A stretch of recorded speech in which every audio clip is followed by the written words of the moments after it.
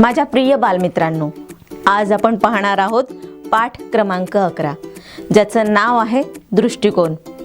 बरं, मला सांगा, तुम्ही ती म्हण ऐकली आहे का? दिसतं तसं नसतं. बरेचदा होतं असं की आपल्याला जे दिसतं ना त्याच्यावर आपण विश्वास ठेवतो आणि अतिशय आंधळेपणे विश्वास ठेवतो. त्यामुळे तसं न करता डोळसपणे बघण्याचा एक दृष्टिकोन या पाठाने आपल्याला दिलेला आहे.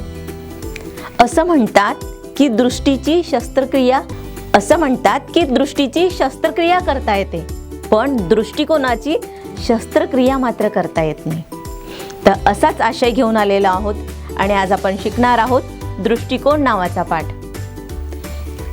एका मोठ्या शहरात जिथे कायम गर्दी, वर्दळ, जागेची कमतरता भासते, अशा पुण्यात राहणारे एक कुटुंब आहे. तेथेच सुलभा काकू आपल्या बाल्कनीमध्ये बसून समोरच्या खिडकीतून डोकावत असत. आपल्या नवऱ्यासोबत चहाचा घोट पीत पीत म्हणत असत, अहो बघा, वैशाली किती मळलेले कपडे वाळत घालते. हा सुलभा काकूंचा नेहमीचा संवाद असायचा. तिने चांगला ब्रश आणावा, कपड्यांसाठी चांगला ब्रश आणावा किंवा कपड्यांची साबण बदलावी. ती फार आळशी आहे असं काहीतरी रोजच म्हणत असते. एके दिवशी त्यांच्या यजमानांनी खिडकीच्या काचा पुसल्या. काचा लख्ख चमकू लागल्या.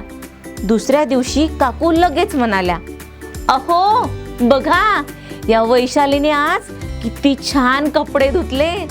ते ऐकून त्यांचे यजमान त्यांना म्हणाले, अगं, ती कायमच स्वच्छ कपडे धुते. आज मीच आपली खिडक्यांची तावदानं पुसली. आता काकू जरा खजील झाल्या. त्यांची चूक त्यांच्या लक्षात आली. त्यानंतर त्याविषयी त्या कधीच बोलल्या नाहीत.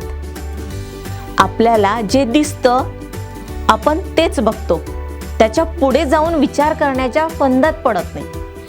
खरे म्हणजे असे म्हणतात की दृष्टीची शस्त्रक्रिया करता येते, मात्र दृष्टिकोनाची शस्त्रक्रिया होत नाही. एका शिक्षकाने मूल्य शिक्षणाकरिता असाच एक विचार मुलांना दिला. एका टेबलावर एक ग्लास भरून पाणी ठेवले व त्याचे विद्यार्थी म्हणाले की हा ग्लास अर्धा रिकामा आहे. काहींच्या मते हा ग्लास अर्धा भरलेला आहे. ही बाब अतिशय लहान आहे, मात्र यावरून असे स्पष्ट होते की आपण आपली विचार करण्याची क्षमता ठरवतो आणि त्यावरूनच निर्णय घेत त्याचा अर्थ लावतो. पेला अर्धा भरलेला आहे हा सकारात्मक दृष्टिकोन दर्शवितो. पेला अर्धा रिकामा आहे हा विचार नकारात्मक दृष्टिकोन दर्शवितो. निश्चित ध्येय आणि दृष्टिकोन असणाऱ्या व्यक्ती कायम यशस्वी होताना आपणास पाहायला मिळतात.